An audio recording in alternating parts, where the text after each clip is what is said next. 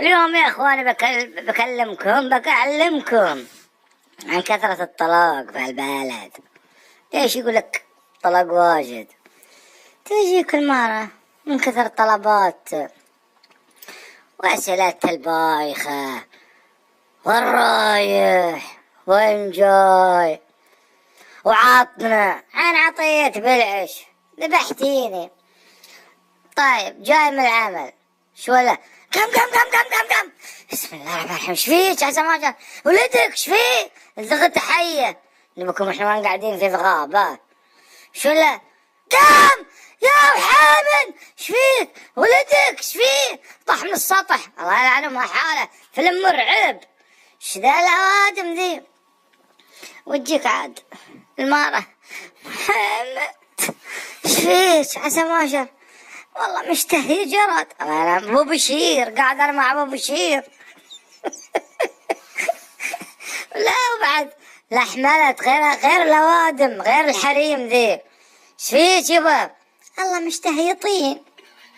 لا واحيانا كان كاري وحصل بكم انا متزوج خلاطة اسمنت انا ما حالة مع هالحريم ذا زين قاعد توك جاي من العمل حالتك حالة وتدور الستر شلودك صغير جايك يصيح من قمة راسه يابا ايش فيك يا ولدي ايش فيك تصيح عسى ماشر صويلح طقانية انت طاير قلبك. هو الولد يقول صويلح طقانية راح الله يسود وجهك ويسود رجعت عباطك انت وصويلح قلبك ناقز محل واخوي يقول صويلح.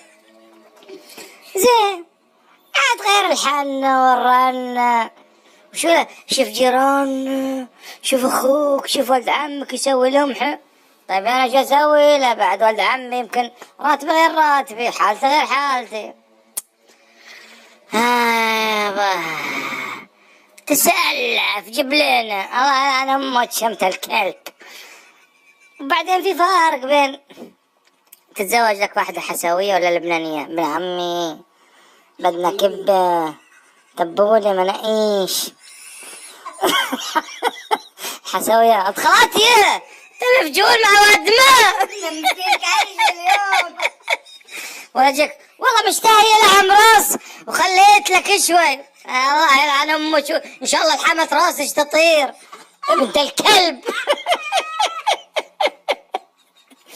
شو اسوي يا ربي انتحر ولا باخر روحي بشبه